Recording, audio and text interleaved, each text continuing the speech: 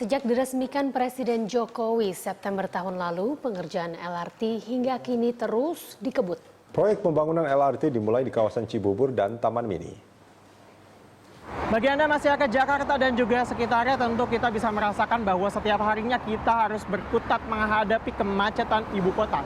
Untuk itu pemerintah saat ini terus menggalakkan proyek transportasi publik dan juga massal. Salah satunya ada light rail LRT atau yang bisa disebut juga kereta api ringan. Sejak dicanangkan dan juga diresmikan langsung Presiden Joko Widodo pada September 2015 lalu, saat ini proyek ini terus dikebut pengerjaannya karena direncanakan tahap 1 dan juga tahap 2 sudah rampung dan juga dapat dinikmati oleh masyarakat setidaknya pada tahun 2018. Nantinya LRT ini akan membentang dari kawasan penyangga ibu kota menuju ke pusat ibu kota Jakarta.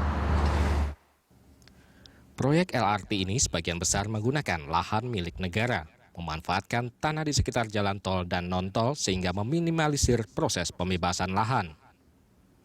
Pengerjaan proyek LRT dikerjakan siang dan malam. Pada malam hari lebih banyak mendatangkan material karena pengelola tol hanya mengizinkan material dan alat berat lewat pada malam hari. Untuk tahap pertama ini terdapat 2 lokasi pengerjaan proyek LRT. Di kawasan Taman Mini, pengerjaan sudah memasuki pembangunan pier atau pilar.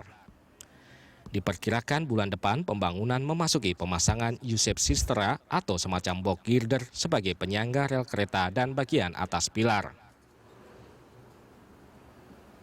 Sementara di Cibubur, prosesnya memasuki penggalian dan pemasangan tiang pancang. Sebagian lainnya sudah mulai pengecoran sektor pada pilar-pilarnya. Kemajuan proses pengerjaan LRT mengalami perbedaan karena berbagai faktor, antara lain perbedaan kontur tanah dan kondisi lahan.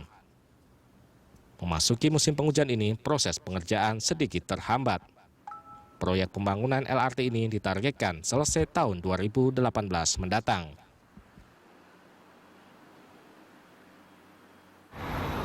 Yang menjadi menarik nantinya LRT ini direncanakan akan terintegrasi dengan moda transportasi lain seperti MRT, kemudian komuter lain, bahkan hingga halte-halte Transjakarta.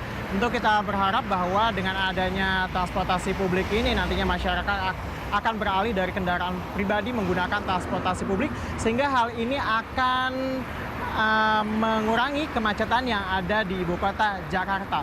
Dan ini juga kita berharap bahwa transportasi publik yang ada nantinya akan menjadi transportasi publik yang aman, nyaman, serta manusiawi. Dan tentunya hal ini untuk Indonesia yang lebih baik.